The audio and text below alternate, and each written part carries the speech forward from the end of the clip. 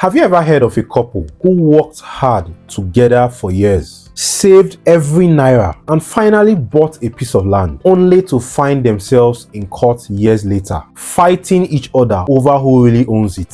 This is not just a story in Nollywood movies. It's the reality of many Nigerian couples who acquire properties without properly thinking of structure, ownership, and the law. And today, I want us to unpack this together. Because acquiring properties as a couple in Nigeria is not just about love and trust. It's about foresight, legal wisdom, and securing the future of your family. Let's begin with a picture. Imagine Chidi and Amaka. They got married in their mid-20s. Both had jobs in Lagos and agreed to start building their lives together. They started a joint savings account, and every month they put aside money in that account. After about 3 years, they bought a plot of land in Lekki. They were happy, they were proud, and they kept saying, "This is our family house." But fast forward 10 years later, things changed. Their marriage faced challenges, and suddenly questions arose. Who really owns the land? Was it in Chidi's name? Was it in Amaka's name? Was it registered jointly? The law does not simply assume that because you are married, everything automatically belongs to the both of you. This is the first point I want you to remember. Marriage in Nigeria does not translate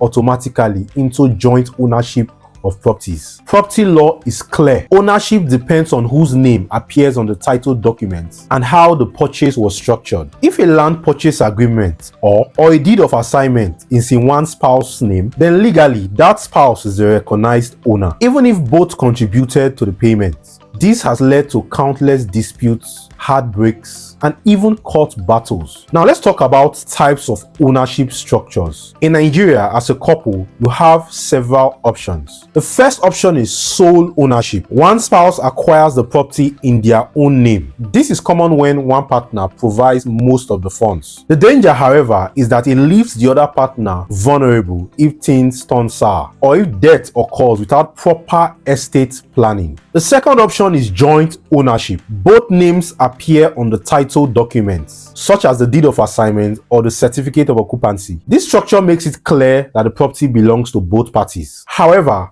joint ownership comes in two legal forms: joint tenancy and tenancy in common. In joint tenancy, both parties have equal and indivisible rights. If one spouse dies, the surviving spouse automatically inherits the property. In tenancy in common, however, ownership is divided into shares. One spouse may own 60%, the other 40%. Upon death, each share can be passed on through a will, not automatically to the surviving spouse. Many couples don't know this distinction, but it makes all the difference in inheritance planning. The third option is company or trust ownership. Some couples, especially business-minded ones, register a company or family trust to hold their properties. The couple becomes shareholders or beneficiaries, and the property is protected from personal disputes. This method is powerful, especially for high-value estates, but it requires professional legal guidance. Let me share another story. Bode and Kemi are a powerful couple in Abuja. They decided to invest heavily in real estate. Instead of buying properties in their personal names, they set up a private limited company. Each property they acquired was purchased under the name of the company. Years later, when Bode passed away unexpectedly, there was no confusion. Kemi and their children were protected by the structures already in place. This shows the power of corporate or trust ownership. It shields assets from personal problems and even from creditors. Another issue couples face is funding transparency. Sometimes one partner contributes the bulk of the funds while the other partner contributes very little. Without clear agreements, resentment builds. That's why it's important to document contributions, whether through a joint account, receipts, or written agreements. The courts in Nigeria do recognize the principle of constructive trust, meaning if you can prove you contributed to the purchase, you may be entitled to a share, even if your name is not on the documents. But why fight in court when you can prevent confusion from the start? Let's also talk about inheritance and succession. In Nigeria, we have statutory marriage, customary marriage, and even Islamic marriage, each with its own implication for inheritance. If a property is acquired in only one spouse's name and that spouse dies without a will, customary law may take over. In some cultures, the deceased family can claim the property, leaving the surviving spouse stranded.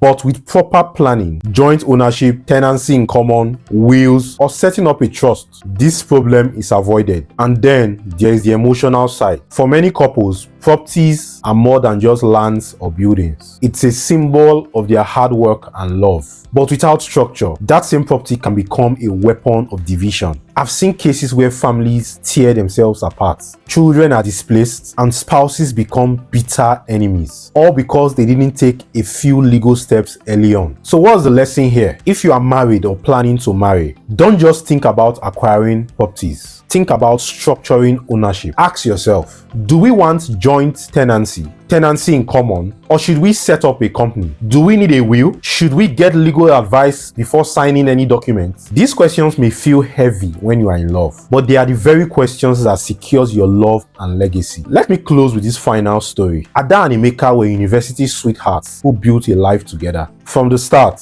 they agreed to buy everything jointly. Every property they acquired both carried their names. They also wrote wills early on. By the time they were in their 50s, they had not only secured their family's future, but also avoided any risks of external interference. Their children grew up in stability, and today their story is one of wisdom, not regret. So acquiring properties as a couple in Nigeria is not just about money. It's about structure, clarity, and foresight. Love may bring you together, but law will keep your property safe. If you like this video, kindly subscribe to this YouTube channel to be a part of this legal family.